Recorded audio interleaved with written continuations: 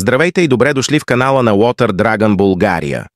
Днес, както сте разбрали от заглавието, стартирам нова поредица на име Наруто набързо. Реших да създам тази поредица поради факта, че не всеки има време да изгледа Наруто, но му е интересно.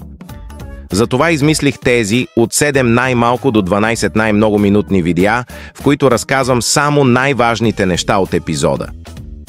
През 5 епизода мога да правя нещо като обобщителен клип, който да обобщаваме какви са новите джуцута, герои и ще разглеждаме битки, ако има.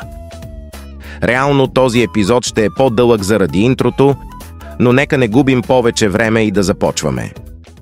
Първи епизод започва с четвъртия Хокаге, който спасява Коноха от Курама, като я побеждава и я пъхва в новороденият Наруто. В света на Наруто селата използват нинджите като военни сили. Най-силната нинджа в селото Коноха е Хокагето.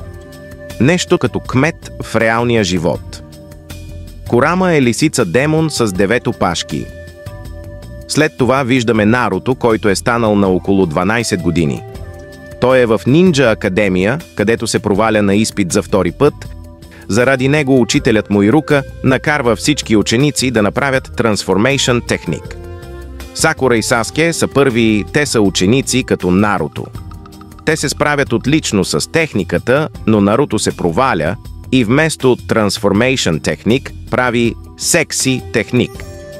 След училище Ирука черпи Наруто с рамен, а Наруто разкрива мечтата си, която е да стане Хокаге.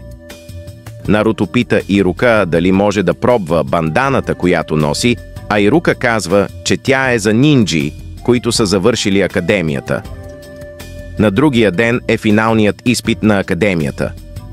На финалния изпит учениците трябва да направят клоун техник. Наруто е единственият, който се проваля. Тогава се появява Мизуки, който подмамва Наруто да вземе забранения свитък Scroll of Seals и да научи забранените техники. Когато разбрали всички нинджи от Коноха започват да го търсят, Наруто успява да научи само Shadow Clone техник, преди Ирука да го намери. Появява се и Мизуки и започват битка. Целта на Мизуки е да вземе забраненият свитък. Мизуки разкрива на Наруто, че в него се крие лисицата демон. А Ирука удря Наруто емоционално, като му казва, че си приличат, защото и двамата са останали без родители още от деца. Наруто използва Multiple Shadow Clone техник и побеждава Мизуки.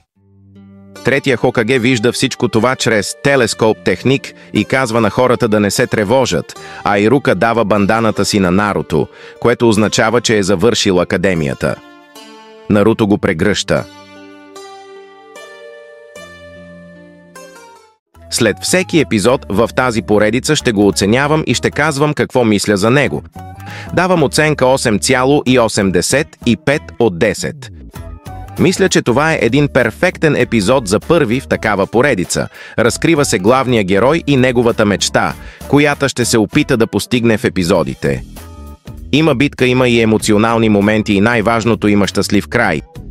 Ще се радвам, ако напишете мнението си в коментарите за епизода. А ако не сте гледали Наруто, напишете в коментарите какви са ви първите впечатления. И това е края на първия епизод от тази поредица. Ще се видим, надявам се, преди 15 януари с втори епизод. Тъй като това е първи епизод, за това целта на епизода е 5 лайка. И до следващото видео, peace!